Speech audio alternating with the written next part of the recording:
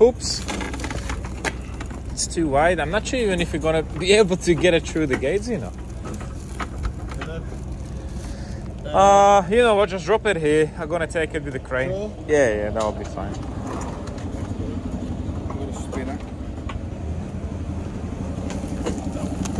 Okay. That'll do. Brilliant. Thank you.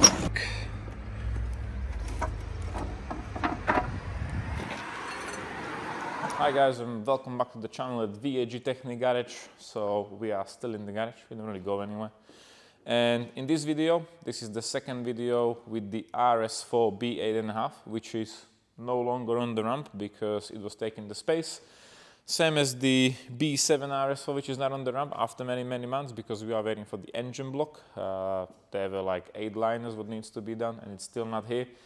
So it's just waiting time at the moment, and to be completely honest, we are a bit stuck with the B9s and some other warranty jobs which are here.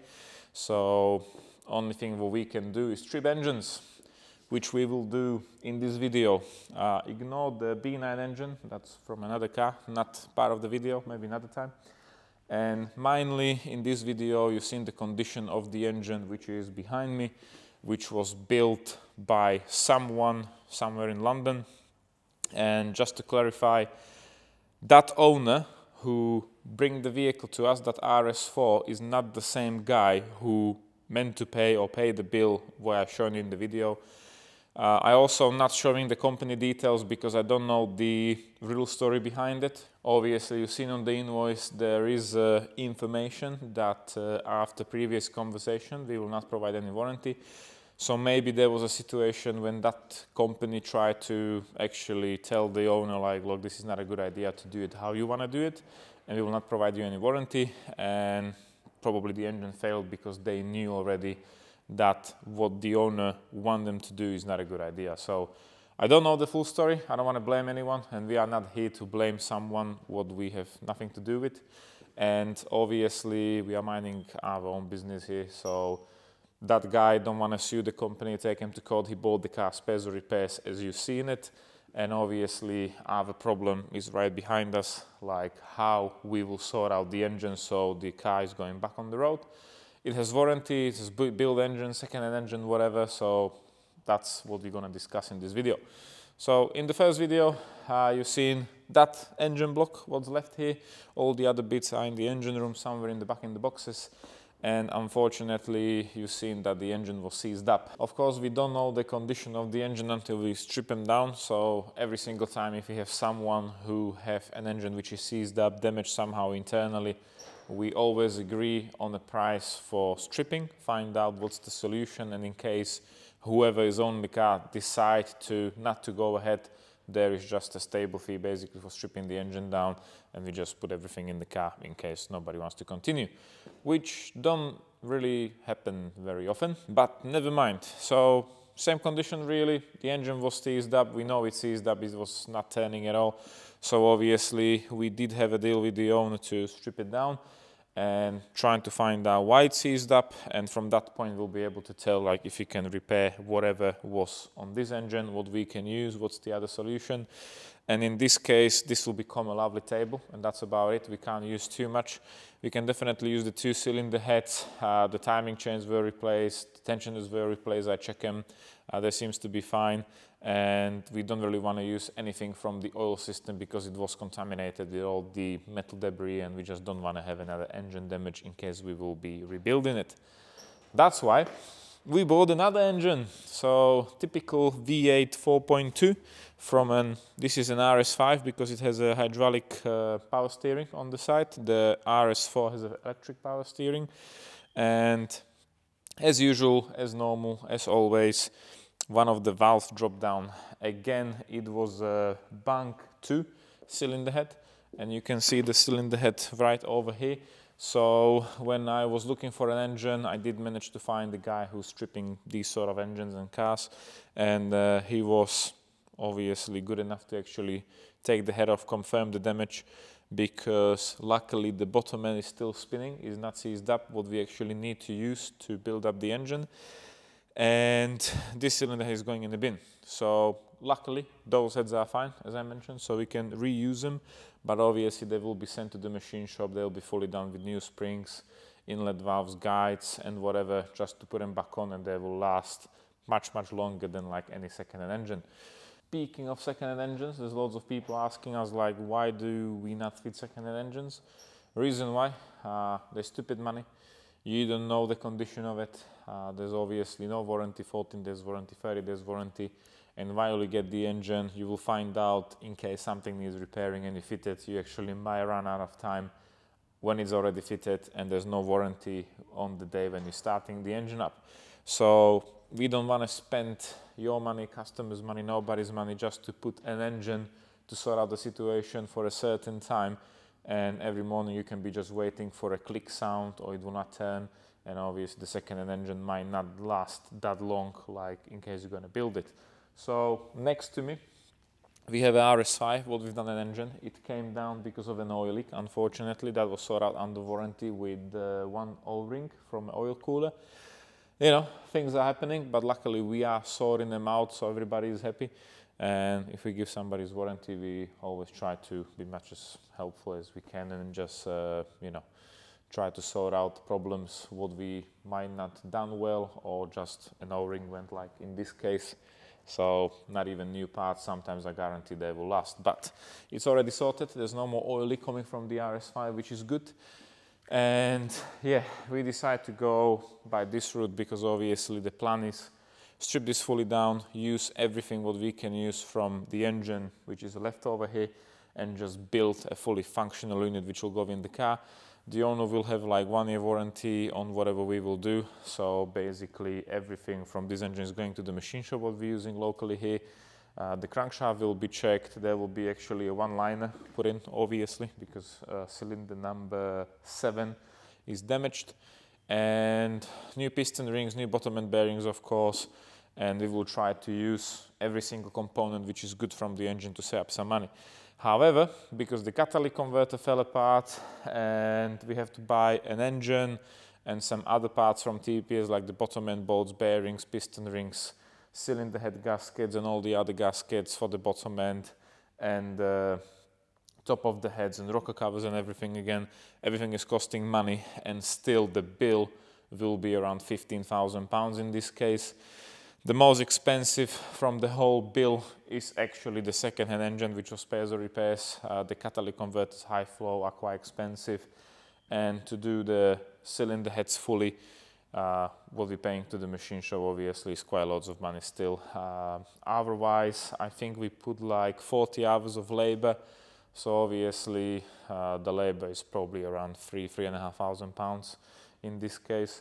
So after the engine will be built, will be running, we will do some mileage in the car, try to run the engine in, and we always try to give the car to the customer with the engine with new oil and filter.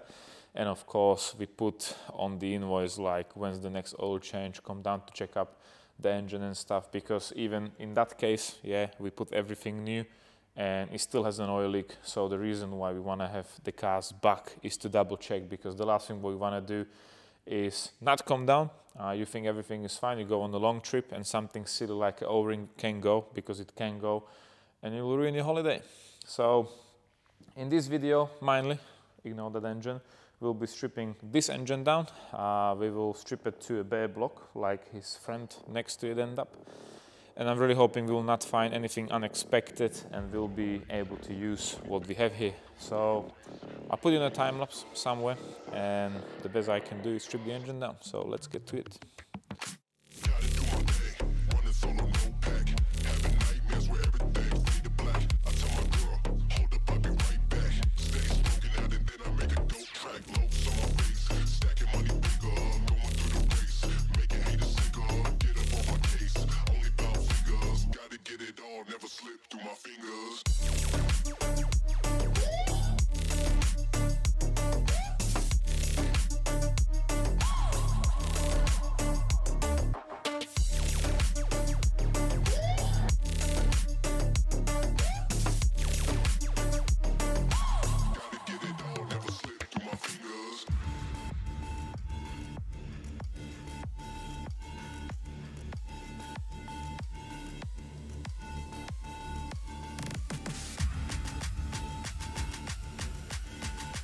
finally stripped the engine down. So it took me probably like one evening, longer evening I would say, and basically the biggest pain was to bring the engine from the front gate to the inside of the workshop, remove the subframe and gearbox, and then it went sort of quite quickly. One of the cylinder head was removed just to identify the issue what you've seen, and basically everything goes as planned. However, there's a small issue. Obviously, we did bought the engine spares or repairs, and we are giving a customer some kind of a warranty from our side that whatever we buy, we try to make sure that is usable, so we don't spend £3,500 for spares or repair engine and we can't use absolutely anything from it. Of course, it's always a risky move, but we try to communicate with the seller as much as we can, and we want to identify before we actually buy the engine what's the damage, why it happened, what happened, and try to get as much as information and picture proof or video proofs like what's the actual internal damage and if the engine is unleashed turning. Usually when you can't turn the crank, either way, it's fully seized up. And it's just no good to us because there can be a block damage like it was in this case what we stripped down. So that engine block will be a table, scrap or whatever, I don't know what we're going to do with it, but it's no good to us. And obviously every engine what we can buy can have some kind of a damage what even the seller didn't know, and obviously it's just a gamble. In this case, 99% everything went as planned. However, there's a tiny small issue because we know when the valve will drop down, it's just a liner what needs doing, but you don't know at what condition it failed, with what RPM it failed. And I must say, in this case, it did fail on high RPM. The reason why I'm saying that, because cylinder number 7, you see the damage. It's quite scored, but luckily the inlet valve didn't make too much damage because you can probably see how the valve was hitting the side wall of the combustion chamber, and luckily there's no hole to the water port next to it, so that's a good sign. However, while I'm saying it failed on high RPM, you can see how many times the piston went up and down until it comes to a complete stop, and you can just see the damage all the way around from top to the bottom. So it definitely didn't happen on low RPM because that will just go up and down a few times. You can actually sometimes even count how many times the valve hit the piston. Which wasn't in this case, unfortunately. Also, why I think it happened on high RPM, because when the inlet valve fell in and it had some fun up and down like a roller coaster, obviously there was no inlet valve in the cylinder head, and all the debris, how it was going up and down, it got into the inlet manifold through the other side and it fell into combustion chamber number 3. So cylinder number 3 has like a small scratch over here. So we have to make a decision with the machine shop if we will put a liner in there, but I can't feel a very deep score by my finger, so it's just most likely like any other score in the block what you've seen. This one is sort of clean, but on the other side there is a tiny scratch over there as well. So this is like a normal wear and tear. And obviously it has nothing to do with performance or any other issues really. So it is alusil, so basically that's a polished aluminium block with very special tools. But mainly we have to make a decision if that block is going somewhere back into the vehicle, so it will be fully built engine. We have to make sure it's running as it should be, it's not burning oil, and everything is sorted out and check 100%. So, when it comes to the rest of the components, this was the carbon buildup. I would say, well, normal for straight injection. If you have a look at the intake, of course, there is a carbon buildup, but it's not like major. What can you do? And this is the piston from number 7. You can see it must have been hit many times until it comes to a complete stop. And this is the one from number 3. And as soon as I removed the cylinder head, I was like, ouch, that's not good. And you can see the debris that hit the piston over there, is just push it a tiny bit out, and I think this is the point where it was scratching. So we'll get it checked, we'll see what will be the outcome. The piston rings and everything, obviously, I don't know much about the engine, but this is all going new. But you can see the carb builder is not huge. Obviously, it's a normal engine, what was running. When it comes to bearings, I must say these are in good condition. I don't see any deep scoring or any damage. It's just mostly these two because of the pulley for the belt for the alternator, and obviously these two in the corner, but we see these on every V8 where we actually strip down, so you know what they say, nothing to worry about. They will be replaced anyway, so everything is going new. So the plan is we can use one cylinder head, but we want to use the original cylinder head from this engine block because they look good. However, because we want to save time, we have our engine here, what we start putting back together for our RS5, which is outside. Meanwhile, this will be in the machine shop for I don't know how long with everything what need doing. We have our engine here, what we start putting it back together, and obviously there will be a video already start filming. You can see all the bits on the table again, and yeah, everything is replaced. So this engine block here only have one liner. I'm not sure which one is it. If you're gonna see it, it's probably from the other side. This one over there. So if there's a problem with one cylinder, we try to put one liner in, and obviously it's doing the job. So seems good to me. We'll keep you updated on the build. Like I said, I am filming it, so we will try to do the whole procedure, how the engine is put it back together into the vehicle, run in and give it to the customer afterwards. So whatever we do on this comes with the warranty. Of course, at the same time, we try to save as much as money we can, and we're using all the parts which are reusable, because why would you replace something what's in good working order, especially with parts what we've never seen fail. Most likely these engines, like I said, are failing because of the cylinder head. The springs are quite weak part on them, and the valve just fell in. Obviously, the bottom end bearings can seized up. Most likely it's the conrod bearings. There's not loads of occasions when the mine and bearings actually seized up and it's that damaged the block or something. So from this point of view, I think we'll be safe over here. Obviously, there are loads of spare parts, but you know, we try to, like I said, use as much as we can. And in this case and this video and all the situations we're actually having with any cars, we always give customer an option. Obviously, we know that this is quite expensive thing to do, even when it comes to engine swap or rebuild or whatever. So it's definitely getting deep in the pocket. So we have always like two options really. Option number one, second-hand engine, which basically have almost no history because none of them have history. They usually come with 14 to 30 days warranty, which is not much because while you're gonna fit it, make it run and so on, you actually might run out of time and there will be no warranty at all at the time when the engine is in the car ready to start. So money-wise, second-hand engine is between 8 to 10,000 pounds.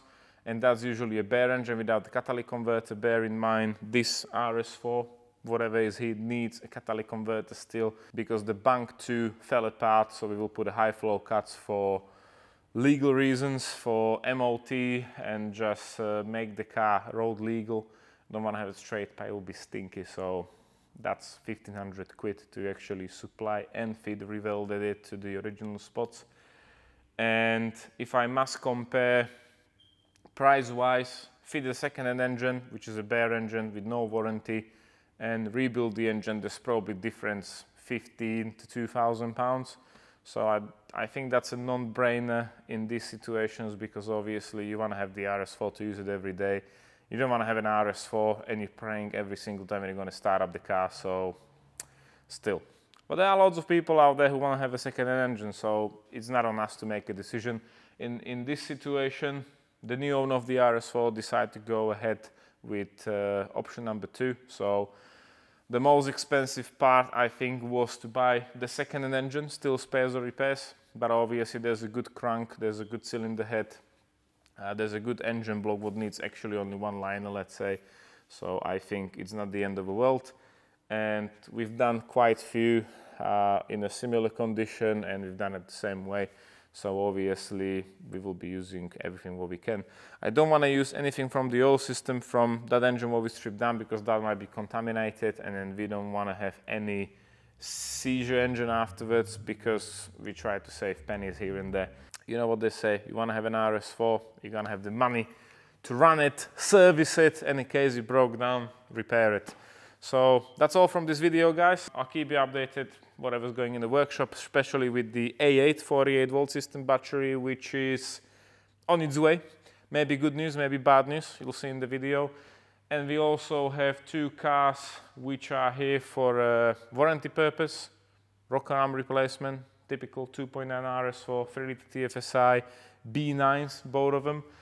And after many jobs what we've done for warranty companies, these 2 were the biggest pain in the ass. I'll let you know why in the next video. So meanwhile, thank you for watching. I have to clean up whatever is here, drop everything to the machine shop and move on. And we will see you in the next video. Thank you for watching and take care for now. See ya.